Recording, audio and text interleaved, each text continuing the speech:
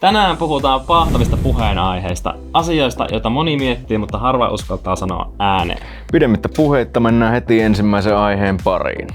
Ensimmäisenä aiheena meillä on Road Manit. polttava puheenaihe, siis ihan oikeesti, opetelkaa pukeutumaan. Meikä taas on sitä mieltä, että pukeutukaa miten lystää, koska meikä näytti ihan Road Manilta silloin nuorena. Niin, joo, korjataan. Mulla on ehkä vähän liian, tää siis herättää musta niin paljon tunteita, negatiivisia.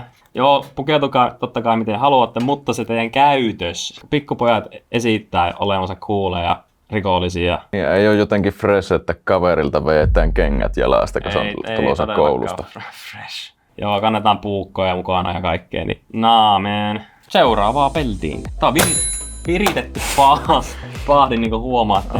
Miksi kaikki tuntuu olevan edellä elämässä? Some! Eikä tähän muuta tarvi sanoa. Ei tarvi muuta sanoa sitten. Voiko enää olla perusukko vai pitääkö olla brändi?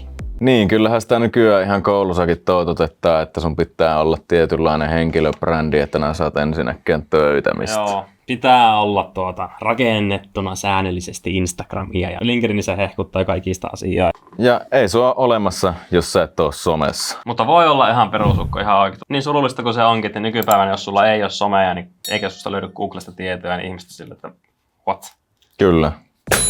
Tuhoaako ChatGPT ihmisälyn? Tuhoaa. Kyllä. Tulee niin tyhmiä. Itekin nykyään ei ajattele enää omilla aivoilla. Ihan pienikin asia, jonka voisi pienellä miettimisellä niin hoksata, niin ei kuin ChatGPT.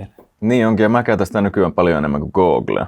Miksi sä kaivaisit enää tietoa, kun se kertoo sulle kaiken? Meidän aivot on aivan siis semmoista 2 apikina, jotka hakkaa niitä ohi vielä.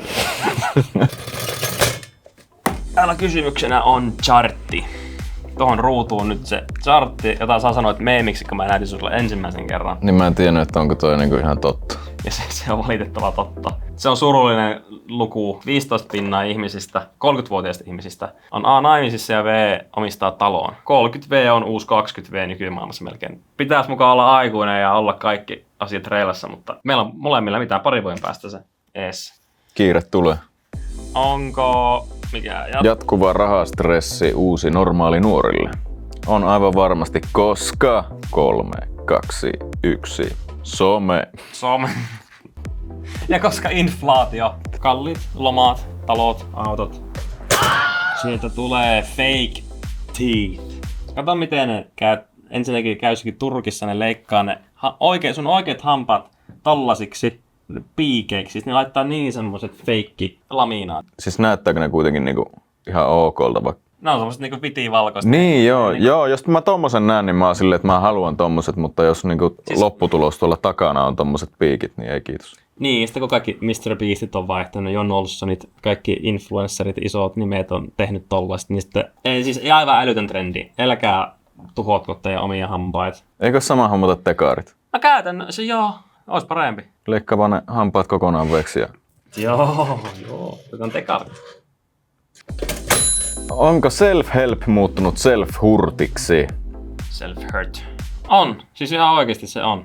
Sun pitäisi syödä paremmin, nukkua paremmin, liikkua enempi, olla enempi sosiaalinen, käy kaiken maailmassa tapahtumissa ja sitten meditoida välissä ja sitten träkätä sun kaikki nämä unet. Ja se alun perin on ollut ehkä hyvä ajatus siinä, että sä porannut sun elämänlaatua kokonaisvaltaisesti, mutta kun sitä on liikaa, niin liikaa on liikaa. Niin, ja tässä taas tullaan siihen, että sosiaalinen media sen meille toi ja sosiaalinen media meidät pilasi. Onko nykyajan mies yrittäjä, sijoittaja vai uupunut kuluttaja? Jos olisi yrittäjä ja sijoittaja, niin se olisi todennäköisesti mieluummin uupunut kuluttaja kuin uupunut. Next. Viimeinen. Temu! Kuinka moni tilaa Temusta, mutta ei ikinä uskalla myöntää sitä? Kun puhutaan jossakin ryhmässä Temusta ja kuinka huono se on, sitten siellä kaikki nyökkäilee ja samalla Temu-tilaukset tulilla siellä. Jos mä tilaisin Temusta, niin mä en kertoisi kenellekään, että mä tilasin Temusta. Kaikki paheksuu sitä, vähän niin kuin lentämistä, mutta sitten lentää kuitenkin 3 kertaa vuosinkin ulkomaille. Niin sitten ollaan silleen, lentäminen, hyi. Toki siinä on niin kuin varmasti paljon semmoisia epäeettisiä asioita, mutta niin kuin... Niin kummassa. Lentämisessä vai Temu? Niin, no jos saa 20 tonnin Rolexin 2 eurolla, niin... Niin, mutta miten sä otat jonkun ihottumaan siitä, jotenkin halpaa nikkeliä se kello? 2 euroa.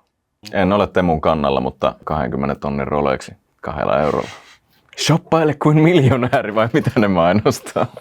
Tässäpä oli meidän ensimmäinen jakso näitä pahtavia kysymyksiä ja... Heittäkää kommenttia, jos haluatte, että me otetaan joku aihe käsittelyyn ja tykkää tilaa ja me nähdään sitten seuraavalla kerralla eli ensi viikolla.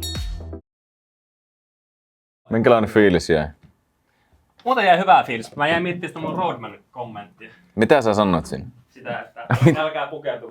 No vittu, mä kuulostin siltä, että mä oon tilannut Temusta koko katalogin.